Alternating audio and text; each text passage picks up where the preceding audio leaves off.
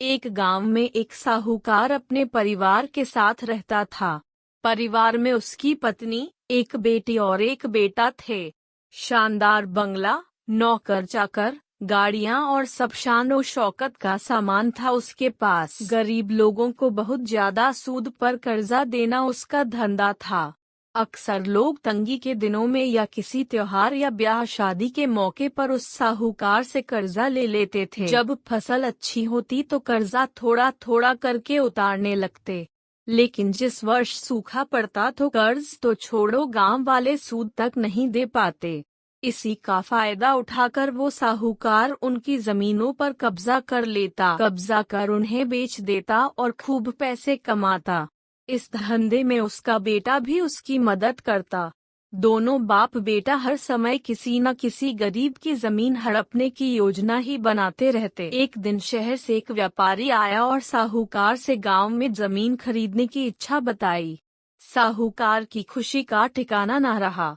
घर बैठे बिठाए जमीनों का ग्राहक मिल गया। साहूकार ने उस व्यापारी को बहुत सी जमीनें दिखाई जो उसने कर्जे के बदले गांव वालों से हथिया ली थी, लेकिन उस व्यापारी को कोई भी जमीन पसंद न आई।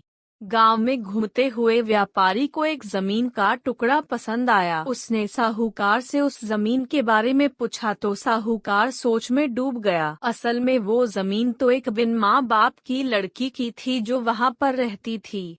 उस लड़की के माँ बाप ने साहूकार से 20,000 रुपये कर्जा लिया था, मगर उसे चुकाने से पहले ही उनकी मृत्यु हो गई। बेसहारा लड़की की हालत देख गांव की पंचायत ने साहूकार से उस जमीन पर कब्जा न करने को कहा। भला पंचायत की बात कैसे टाल सकता था साहूकार, मगर दिल में हमेशा ही उस जमीन पर कब्जा करने की बात सोचता रहता था। आज व्यापारी की इच्छा सुन उसका लालच बाहर आ गया और उसने जमीन पर कब्जे का मन बना लिया। कर्जे के सारे कागज ले वो उस लड़की के घर पहुंचा और कर्जा वापस करने की बात कही। जब उस लड़की ने अपनी दुर्दशा बताते हुए और समय मांगा तो साहूकार ने कब्जा करने की धमकी दी। कब्जे की धमकी सुन वह लड़की पंचायत के मुखिया के पास गई और उसकी जमीन को बचाने की दुहाई लगाई।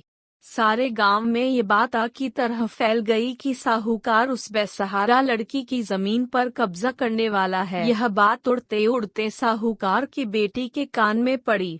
अपने पिता के लालच की बात सुन उसके मन में बहुत दुख हुआ।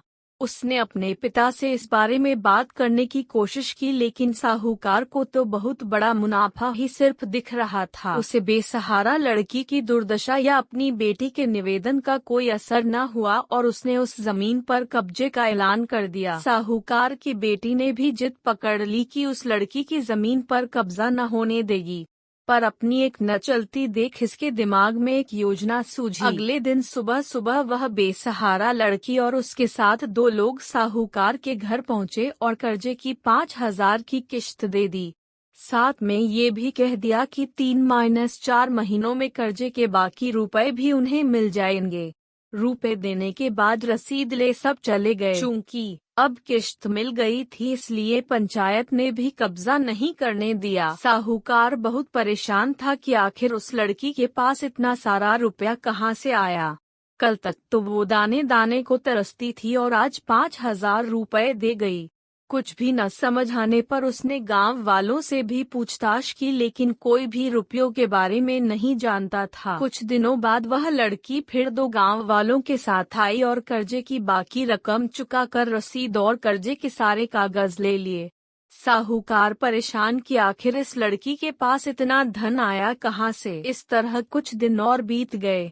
एक दिन साहूकार को खबर मिली कि उस बेसहारा लड़की ने अपनी जमीन बेच दी है।